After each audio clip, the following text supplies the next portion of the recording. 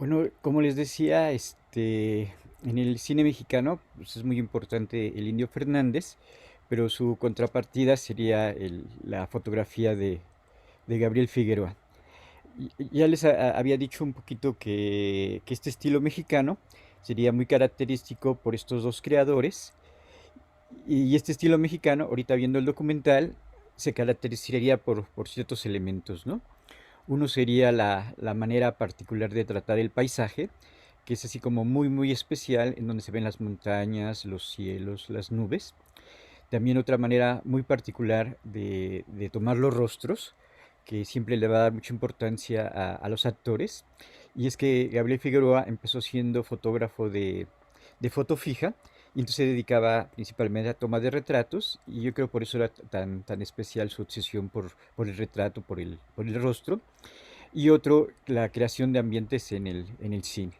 Entonces, estos tres elementos del paisaje, el rostro y la creación de ambientes son muy importantes para definir esto que sería el estilo mexicano de cine.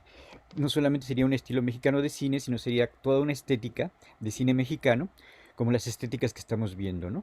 La otra semana vamos a ver el estilo neorrealista, ya vimos el estilo soviético, el estilo expresionista. Entonces son estilos, son estéticas particulares de los diferentes países.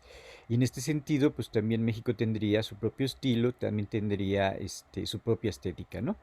Ayer a los que llegaron temprano les estaba hablando un poquito acerca de Nomaland, que ahí también le da mucha importancia al paisaje norteamericano, y esa era como la relación que yo establecía entre la película de Nomaland, que busca mucho el paisaje norteamericano, el paisaje estadounidense.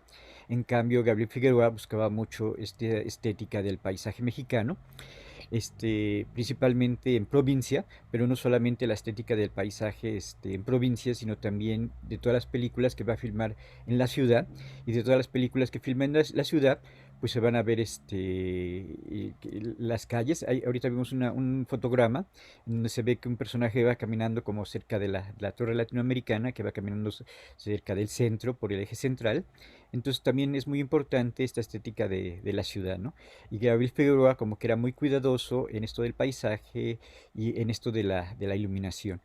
Entonces, vamos a pasar a ver si quieren hacer algún comentario. Pero bueno, me llama mucho la atención el cómo se enfatiza en los ojos, es decir, a pesar de en esas tomas cerradas, aunque en algún momento predominara la luz, los ojos tenían una presencia imponente.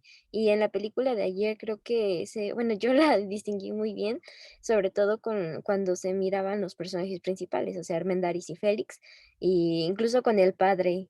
La composición estaba muy bonita, los tonos eran muy imponentes. También llamaba mucho la atención, por ejemplo, cuando al final de la película de ayer, el juego con las sombras, es decir, cuando ella sale a alcanzarlo y se ven de fondo las sombras de los revolucionarios a caballo, no sé, se pueden tener muchas interpretaciones. Sí, es que Gabriel Figueroa como que era un experto de la imagen, entonces empezó en fotografía y conocía muchísimo de fotografía, pero también hay otra entrevista que le hacen a Gabriel Figueroa, y él decía que para ser buen fotógrafo tienes que manejar mucho y que ver muchos libros de pintura. Y ahorita como que viendo este documental, vi dos momentos es muy importante la pintura, que hay una muerte en Xochimilco y va la muerte en una canoa, y esto se parece a un cuadro simbolista inglés, o cuando está la mamá del Jaibo lavándose las piernas, es igualito a un cuadro impresionista, ¿no? Entonces también hay veces comparan a Gabriel Figueroa con otros temas del grabado, que lo comparan con los paisajes del doctoral, y Gabriel Figueroa conoció la fotografía del fotógrafo de Steinstein, y luego también se fue a estudiar a Estados Unidos con Greg Toland, el fotógrafo del Ciudadano Kane. Entonces conocía la escuela de cine soviética, conocía la escuela de cine de Estados Unidos, y hizo una combinación de esas dos escuelas, pero creo que la hizo muy a la mexicana, porque lo que más trata de resaltar es lo mexicano, ¿no? Y ahorita también viendo estas imágenes de las vecindades, como que trabajaba mucho en estos contraluces, en estos contraluces que a veces están en la parte intermedia, pero en muchas de sus fotografías, como tú dices, sí tiende mucho hacia lo oscuro, principalmente, ¿no? Entonces creo que Gabriel Figueroa se sabía adaptar a que cada película tenía que tener una fotografía completamente particular, ¿no? Ahí aparece en el documental una película que se llama Días de Otoño, y esta película ya la hace en los 60, ¿no? Entonces Gabriel Figueroa empieza a hacer películas en los 30 y es increíble cómo se va adaptando de los 30 a los 40, a los 50 a esta película de los 60 de Día de Otoño. Llega a filmar hasta los 70, que ya creo que ya no filma películas a los 80, pero llega a filmar hasta los 70, 80 y a las películas en color, pero se va adaptando a cada década y se va adaptando también a cada película de cómo tiene que ser la fotografía, ¿no? Entonces no es lo mismo el Figueroa de Buñuel, el Figueroa de Gabaldón, el Figueroa de Emilio Fernández o el Figueroa de Arturo Riste, ¿no? Entonces como que sabe adaptarse a la historia y sabe crear un ambiente particular para la historia, cómo tratar a los personajes, cómo tratar el rostro de los que aparecen en los personajes, y cómo crear una ambientación particular dependiendo del tema, dependiendo de la historia de la fotografía, ¿no? Entonces por eso Gabriel Figueroa pues, es el fotógrafo como más importante y más representativo de los 40 y 50, ¿no? Entonces gana varios premios en fotografía, se gana premios en Venecia, se gana premios en Cannes, y como se ha ganado muchos premios, le ofrecen irse a trabajarse a Hollywood, pero es algo muy curioso que él no acepta irse a trabajarse a Estados Unidos, sino que prefiere quedarse en México y hacer películas en México, ¿no? Esto a mí siempre me ha intrigado porque rechazó irse a trabajar, hizo muchas películas también en Estados Unidos, pero él no se quiso ir a vivir a Estados Unidos, ni hacer toda su producción en Estados Unidos, sino que prefirió quedarse en México. Sí, ¿alguna otra pregunta de Emilio No te Fernández? preocupes. ¿No? Bueno, más Sí. bien, ¿hay algún libro que sea de fotografía de Gabriel Figueroa? Han salido varias biografías acerca de Gabriel Figueroa y principalmente salió una biografía, creo que en Luna Córnea, y ahí también te habla de la fotografía. Y hay un número de la revista Artes de México, si no me equivoco, creo que es el número uno de la revista Artes de México, creo que es como de la década de 1980, y ahí le dedica todo el número de la revista Artes de México a Gabriel Figueroa. Qué bueno que me comentaste esto porque a finales de los 80 se hizo una exposición de Gabriel Figueroa en Bellas Artes, entonces los tres pisos del Palacio de Bellas Artes ponían pedazos de sus fotogramas de cada una de sus películas en grande y fue un éxito así la exposición de Gabriel Figueroa y también publicaron un catálogo de esa exposición y el año pasado, que era el año de la pandemia, tenían pensado retomar y volver a poner la exposición de Gabriel Figueroa, pero como fue la pandemia, creo que ya no se hizo la exposición, pero se había pensado volver a retomar la exposición de Gabriel Figueroa en Bellas Artes, pero pues, ya no se hizo por la pandemia. Sí, ¿alguna otra pregunta?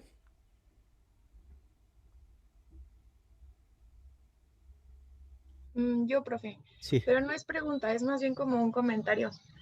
A mí siempre me ha gustado mucho y justo es algo que mencionaron en el documental, esa como capacidad del cine de transmitir muchas emociones sin realmente tener la preocupación de proyectar tantos elementos, ¿no? Que es lo que mencionaron que en el cine, bueno, del que estaban hablando de antes, pues usaban estas tomas mucho más largas, sin tantos elementos, como con el mismo plano. Y creo que en la película que vimos ayer eso se notó muchísimo. Y, y una secuencia que me encantó fue en la que está María Félix caminando como en el portal con los arcos y la va siguiendo él con el caballo. O sea, me gustó muchísimo que realmente no hubo diálogo, pero simplemente con esos planos cerrados de cada uno de ellos y luego el plano abierto que te mostraba la situación, tú podías imaginarte qué era lo que estaba pensando cada uno de los personajes y te transmitía todas las emociones que ellos podían haber estado sintiendo sin necesidad de decirte nada, solamente con la expresión de sus caras y esa utilización de la fotografía que me encantó. Y también me gustó mucho la última escena, la última toma en la que ella lo acompaña con el caballo atrás. Igual tampoco se dice nada, pero con la potencia y el poder de esa fotografía ya te transmite mucho más que cualquier diálogo.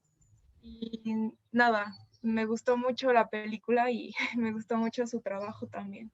Sí, ahorita antes de que empezara la clase les iba a pasar un documental acerca del cine mexicano y ese documental acerca del cine mexicano termina un poquito con una cita de Castoriadis, de que te dice que también el cine se mete en tu imaginario, ¿no? Entonces creo que algunas de las secuencias de Figueroa y a veces de Figueroa con este Emilio Fernández se te quedan en la cabeza, ¿no? Y se te quedan en la cabeza como unas imágenes símbolo, como unas imágenes sueño, algo que se te queda como muy grabado cuando las ves. Y creo que hasta Gabriel Figueroa yo creo que era como a veces muy consciente de la idea que te quería transmitir. Y cuando tú ves algunas películas de Gabriel Figueroa, como El sueño de los olvidados, como esta imagen que me dices de la última secuencia donde ella se va a la revolución, son imágenes que se te quedan muy, muy grabadas, unas imágenes como imágenes símbolos, así, muy potentes, que tienen una fuerza una fuerza, que te impacta muchísimo, ¿no? Y esa será así como la característica de Gabriel Figueroa, que estas imágenes son muy potentes, son muy fuertes y se te quedan grabadas en la mente, en la memoria. Entonces también el cine es como esa memoria que se te queda grabada, o también sería esta identidad de lo mexicano, esta identidad de lo nacional. Bueno, pues, yo creo que terminamos el día de hoy. Y mañana les toca exponer al equipo número 2 de Lipovetsky. Entonces nos vemos mañana para la exposición del capítulo 2. Entonces, que estén bien y nos vemos mañana.